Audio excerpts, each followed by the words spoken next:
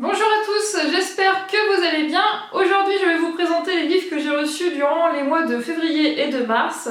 Il y en a pas mal, environ une trentaine. Et avant que vous ne me fassiez la remarque, oui j'ai refait ma couleur. En fait je l'avais pas faite depuis décembre mais ça décolorait tout seul. Et je préfère encore être brune, trop brune, qu'être rousse et ressembler à mon cochon d'Inde. Je pense que vous comprendrez. Tout d'abord je vais commencer par les livres que j'ai reçus à mon anniversaire. Sachant que je suis presque sûre que j'en ai oublié, donc je voudrais pas vexer les personnes, mais c'est un peu le fouillis chez moi parce que je me prépare de nouveau à déménager. C'est comme ça tous les ans, ça devient infernal. Cette fois dans le nord, sur l'île, tout ça, donc voilà, ce sera pour cet été. Du coup, je commence tout de suite par vous présenter un livre qui me faisait vraiment envie et que j'ai hâte de lire. J'espère que je vais avoir le temps durant les vacances, à début avril. Il s'agit de Nil que m'a gentiment offert ma jumelle Justine, du blog et de la chaîne Lire une passion que vous connaissez sans doute. Il est question de quelqu'un qui se retrouve en fait sur une île, mais une île qui n'existe sur aucune carte et dont elle ne sait pas comment sortir. Donc comment échapper d'une île qui n'existe pas, c'est la petite phrase d'accroche. Florine m'a gentiment offert le tome 4 des Carnets de Cerises, donc la déesse sans visage. C'est pour moi l'une des plus jolies bandes dessinées avec des planches au tout début qui en fait évoquent la forme d'un journal intime. Je vais vous montrer ça tout de suite. Voilà. Donc c'est vraiment très très joli. Et en fait c'est l'histoire d'une jeune fille qui aime observer les gens et découvrir leurs secrets. Et comme mon double Elodie sait que j'adore Alice au Pays des Merveilles, j'ai reçu ce petit livre en VO, donc en anglais, Les aventures d'Alice au Pays des Merveilles, qui franchement me faisait énormément envie. C'est une très très belle collection, il y a plusieurs petits livres dans ce genre-là en fait, avec Peter Pan, etc. Je suis pas sûre que vous verrez à la caméra, mais en fait le papier ici est assez spécial. On va dire que ça fait du relief, je sais pas si ça le montrera mais c'est pas grave. Ah voilà, on voit un petit peu.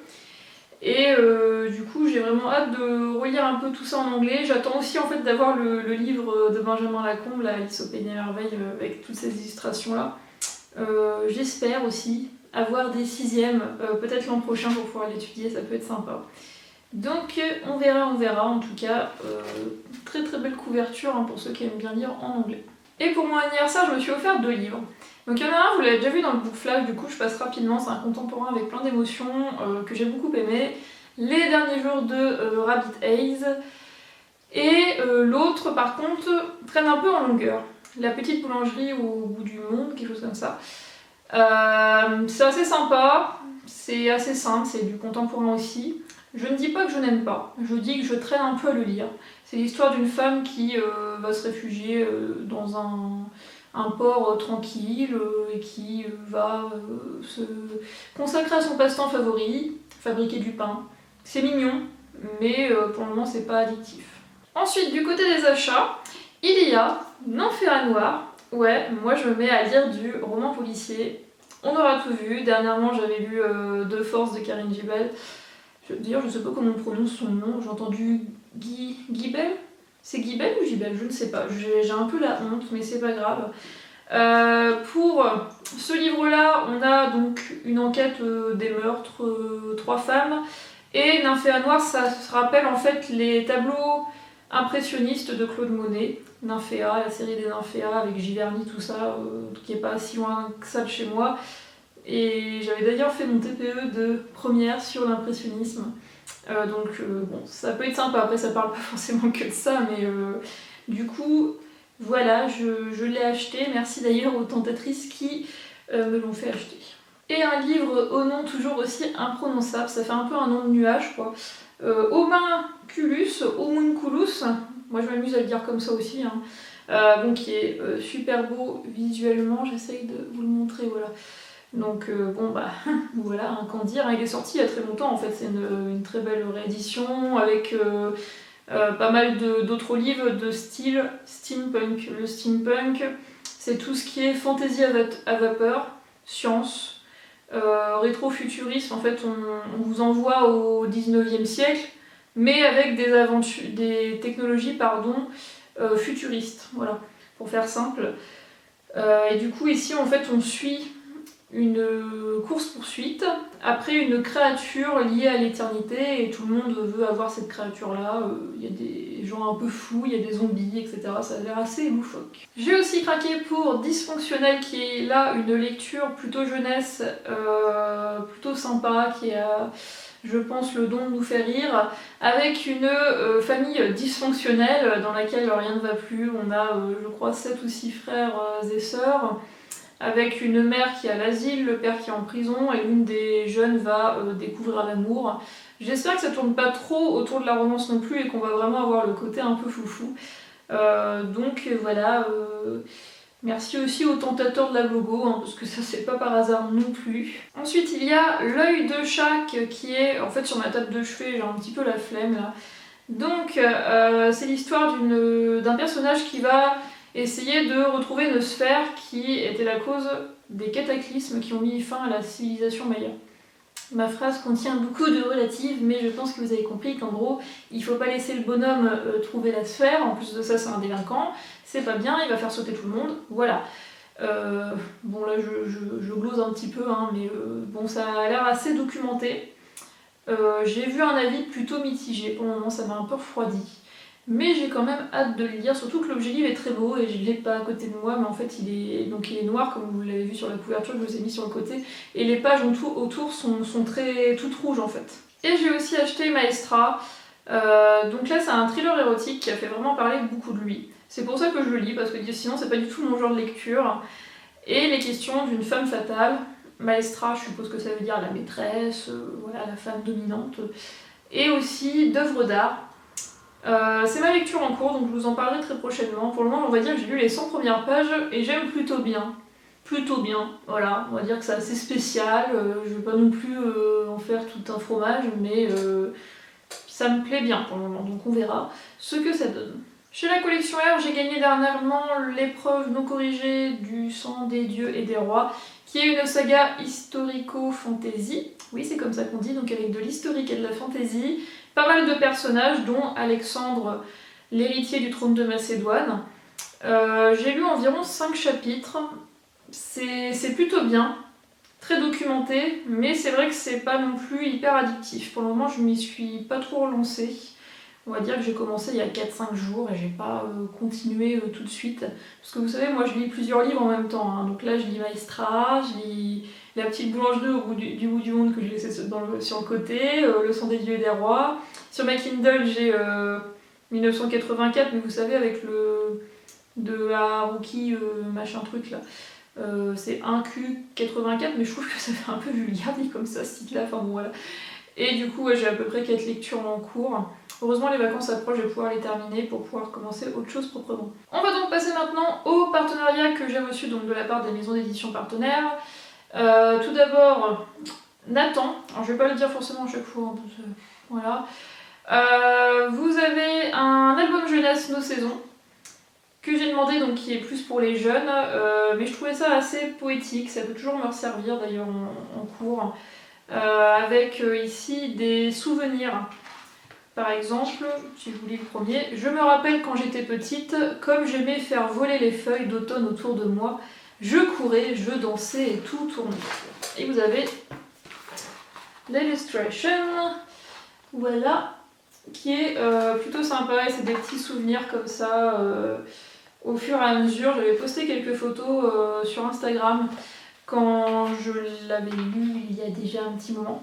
Je ne l'ai pas chroniqué, il faudra que je le fasse. N'hésitez pas d'ailleurs à rejoindre mon Instagram, j'y suis déjà un petit peu plus active qu'avant.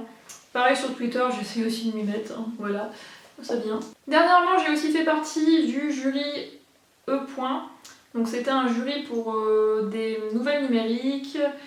Je ne saurais pas vous ressortir tout le topo, mais bref, voilà. Ça m'a fait vraiment plaisir de participer, de lire plein de nouvelles très très intéressantes. Certaines m'avaient touchée particulièrement. La dernière fois que j'avais participé à un concours de nouvelles, c'était celui organisé par Clélia de Brody Books. À chaque fois, je trouve que c'est une superbe aventure. Et du coup, je reçois un livre par mois pendant un an des éditions Point. Donc j'en ai 2 à vous présenter. Il y a L'Exception, qui est une histoire qui se base pas sur l'action mais sur l'émotion, avec une femme qui s'est fait larguer par son copain, qui a décidé de s'en aller avec un autre homme. Mais après j'ai pas compris d'autant plus le reste du résumé. Donc c'est pas grave, on verra ce que ça donne. Celui qui me fait le plus envie c'est celui-là, le deuxième. La Madone de Notre-Dame avec une jeune fille qui a une robe blanche qui ressemble un peu à une dévote et qui soudainement tombe en fait, elle a été découverte morte en fait. Et du coup elle devient voilà, la Madone de Notre-Dame, toute une affaire, une enquête policière un peu autour de ce meurtre ou autre, hein, pour remonter aux racines du mal. J'en dis pas plus, le résumé en dit beaucoup plus, mais je trouve que c'est bien de rester là. J'espère le lire très prochainement. Je vous présente aussi Guide de survie pour les ados, écrit par une ado, enfin je sais plus, oui voilà, écrit par une ado. Alors, quand c'est comme ça, j'arrive plus à lire le titre. Hop, casse-toi, tu m'emmerdes vraiment. Et vous avez, je suis mal polie, franchement, c'est pas possible. Vous avez ici des conseils en fait sur le harcèlement scolaire avec des petits quiz. C'est présenté d'une façon assez originale en fait. C'est pas en soi un roman. Donc celui-là j'ai vraiment hâte de le lire. J'essaye de me concocter une petite liste de livres sur le harcèlement. Je sais qu'il y a déjà pas mal de sujets sur la blogo, c'est très intéressant et ça peut servir pour mes élèves même. Je pense d'ailleurs l'année prochaine je ferai une séquence entière sur ça.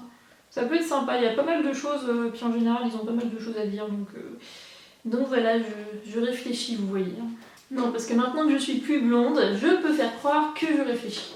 Voilà, nuance. Tout le monde connaît la saga des filles au chocolat, donc j'ai reçu Cœur poivré, qui est donc le tome 5 3/4. Et c'est presque comme dans Harry Potter, c'est bientôt la porte, enfin bon, c'est marrant ça, 5 3/4. Je ferai pas de résumé parce que vu que j'ai pas encore assez avancé, je veux pas me spoiler, mais à chaque fois vous avez en fait une saga jeunesse qui se concentre sur un personnage. Donc un livre, un personnage, c'est souvent ça, hein, c'est des jeunes de 12-13 ans, c'est une saga qui est adorée par tous les jeunes, donc je pense que vous la connaissez, en plus les couvertures sont magnifiques. Paranoia, j'en ai déjà parlé dans mon dernier book flash, donc je vous y renvoie, c'est un livre en fait fantastique, qui est plutôt original. Il paraît soit aujourd'hui, soit demain, je sais pas quand est-ce que je poste la vidéo, mais voilà. Assez original, assez intriguant, même si la fin peut déplaire à pas mal de personnes. J'ai aussi 2 épreuves non corrigées, donc je vais vous mettre les couvertures après, ce sera un peu mieux, surtout que la couverture des garçons ne tricotent pas est plutôt marrante, avec deux petits chiens. C'est l'histoire d'un garçon qui se met à tricoter, mais voilà, il se cache jusqu'au jour où il veut participer à des tournois. Les jumeaux tapeur, c'est peut-être plus classe. C'est en fait une petite guerre entre jumeaux, hein, ça a l'air assez enfantin mais assez marrant. J'ai aussi reçu, moi, Gulwali, réfugié à 12 ans, qui promet d'être une histoire très intéressante avec un réfugié qui s'en va d'Afghanistan pour traverser l'Europe. Il va faire plein de rencontres. Je vous présente ensuite les histoires de Lou, qui était en fait la sélection France Loisirs. Là, de toute façon, je vais passer à tout ce qui est France Loisirs maintenant. Donc là, c'est des petites histoires très jeunesse, hein, avec des petites histoires de loups. Hein, ça fait un peu comme le roman de Renard, quoi, hein, sauf que là, c'est un loup. C'est un loup malin, un peu méchant. Et oui, j'allais dire que je vous parlerai maintenant de France Loisirs parce que dernièrement j'avais parrainé Céline. Donc si tu passes par là, bah, merci aussi puisque j'ai eu beaucoup de livres, hein, que j'ai pu me procurer. Quand c'est comme ça, on a un petit chèque en fait. Hein. Et du coup, je vais vous les présenter tout de suite. Tout d'abord, il y a Les Roses Noires, qui est un livre qui parle d'une jeune anglaise actrice, donc, qui s'en va à Berlin pour y trouver le succès. Sauf qu'elle va un peu s'immiscer dans le clan nazi puisque ça se déroule vers 1933. Les Ailes d'Émeraude, c'est un roman de fantasy qui parle de personnes ayant des pouvoirs sensoriels. Il y a eu beaucoup de bonnes critiques dessus. Le Pacte du Silence, ça parle en fait de personnes qui cachent plein de secrets, dont l'héroïne qui a son mari qui en fait est en prison. On croit qu'il est mort mais non, il est en prison. Ensuite on a Blood Song, donc celui-là en fait c'est mon copain qui l'a pris parce qu'il lit beaucoup de fantasy. Je pense pas le lire tout de suite. C'est l'histoire d'un garçon de 10 ans qui est abandonné par son père qui est le seigneur de guerre du roi et qui a en fait promis un très beau destin, on n'en sait pas plus.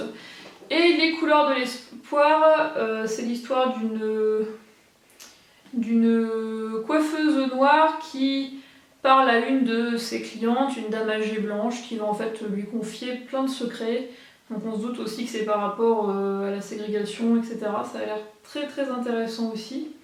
D'ailleurs, il faut que je lise l'Invention des ailes. Là, j'ai dit que pour mon challenge, j'allais les lire, c'est un peu aussi sur ces thèmes-là. Et je termine avec les empreintes bibliothèque. Donc là, je vais le faire en freestyle parce que je me souviens plus tout à fait ce que j'ai emprunté. Non mais franchement, c'est la bonne excuse quoi. Et je danse aussi, magnifique couverture, plutôt mimi. Je sais pas de quoi ça parle, voilà, j'en ai beaucoup entendu parler ces derniers temps. Du coup, je l'ai pris, j'ai sauté dessus. La vie nous rattrape souvent au moment où l'on s'y attend le moins. Un romancier à succès, la surprise arrive par la poste sous la forme d'un... Oui, oui, jusqu'au moment où le paquet révélera son contenu et son secret. Bon, apparemment, un paquet mystérieux, je sais pas. Un romancier, ok. Voilà, passons au suivant. Je sais plus comment on prononce ce titre. Wild, on va dire. Celui-là, j'en ai entendu parler sur pas mal de chaînes. Celle de Margot, celle de Gaëlle dernièrement. Voilà, donc je l'ai emprunté. Je n'en dirai pas plus parce que j'ai pas envie d'en savoir plus en fait. Une Bresse sous la cendre, pareil, pas mal de succès ces derniers temps, un roman de fantasy. Et enfin Black Ice, qui est aussi un roman paru il y a pas longtemps. Donc voilà, j'ai été un peu plus vite sur la fin, mais on va dire que j'en reparlerai très prochainement. J'espère beaucoup lire durant les vacances, là les 2 semaines arrivent, ça y est. Donc en tout cas, je vous souhaite bien de très bonnes lectures. N'hésitez pas à commenter comme d'habitude, ça me fait toujours plaisir, notamment quand il y en a certains qui me disent « C'est le premier commentaire que je laisse, mais me voilà ». Je vous attends, même si c'est pour dire bonjour, allez-y. Si vous voulez faire un bisou à mon cochon d'Inde, il n'y a pas de souci non plus. Et puis voilà, je vous dis à très bientôt. Bye bye!